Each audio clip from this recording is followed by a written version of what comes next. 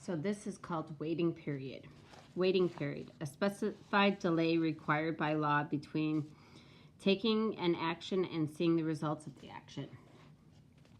Jessie wanted to have fun. She really did, but it seemed like the more she tried, the less she had.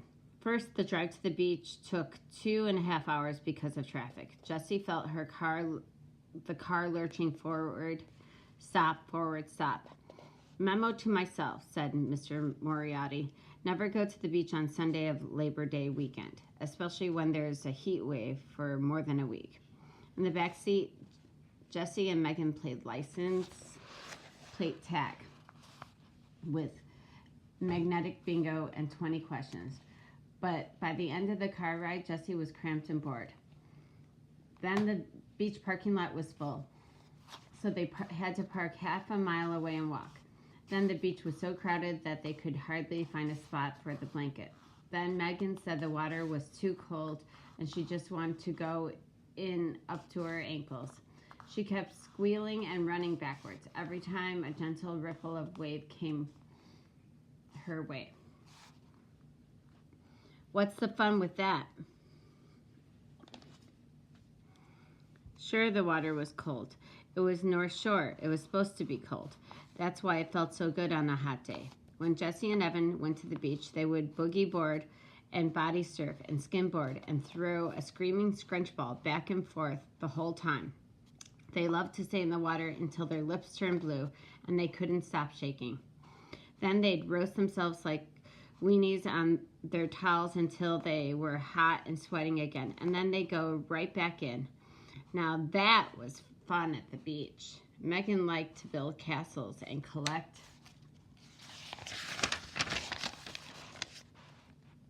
shells and play tennis and read magazines.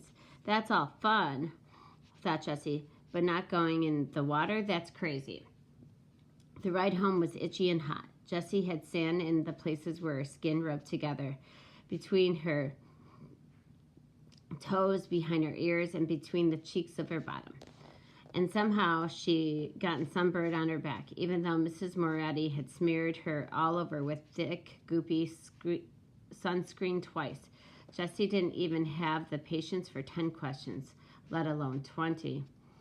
But Megan didn't get that Jessie didn't feel like talking. She kept trying to get her to take a quiz in a teen magazine.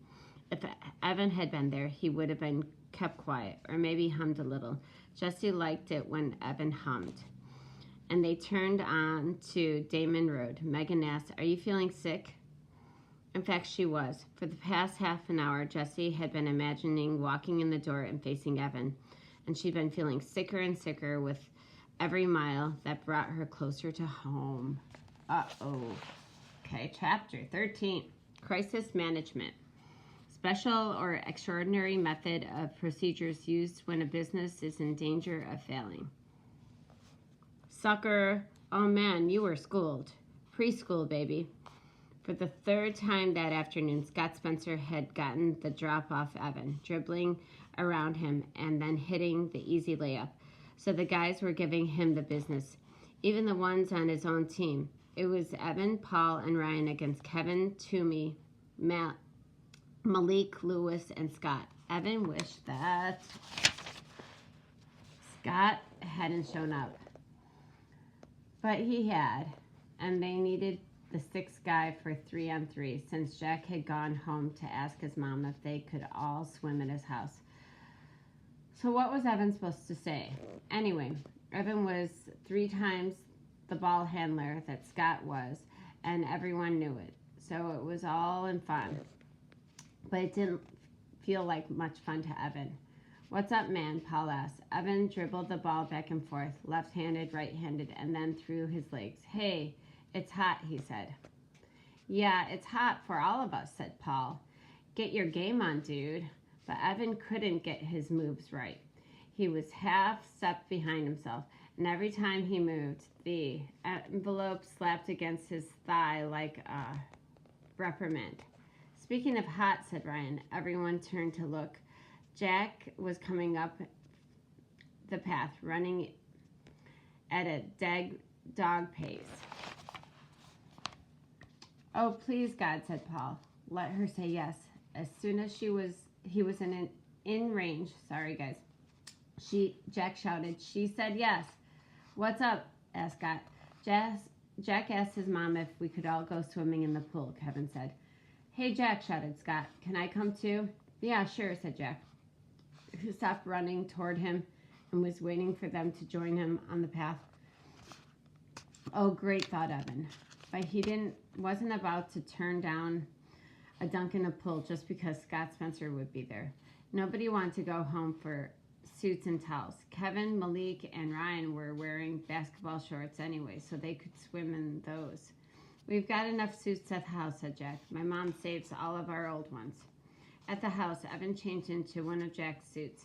He wrapped up his underwear and shirt inside his shorts and put the handlebars on the end of Jack's bed next to the other guys.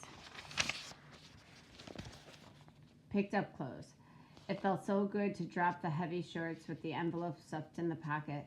Then, just to be sure, he put his shoes on top of the pile of clothes. He didn't want anything happening to the money. They played pool basketball all afternoon, even though the teams weren't even. Mrs. Bagdasarian brought out drinks and cookies, some chips, and sliced up watermelon. Every time one of them went into the house to use the bathroom, she shouted, "Dry off before you come in." But she did it in a nice way. Then, just when Evan thought the afternoon couldn't get any better, it did. Scott had gone into the house to go to the bathroom. A few minutes later, he came out dressed, his hair still dripping down his back. "I gotta go," he said, jamming his foot into his sneaker. "Did your mom call?" asked Ryan. "Nope, I just gotta go," he said. "See ya." He ran out of the gate. "Great," shouted Evan. "Now the teams are even." And they went back to playing hoops. Evan didn't think about Scott Spencer for the rest of the afternoon. He didn't think about Scott Spencer until he went into Jack's bedroom to change back into his clothes and noticed that his shoes were on the floor and his shorts weren't folded up. Dun, dun, dun. What do you think happened to the money?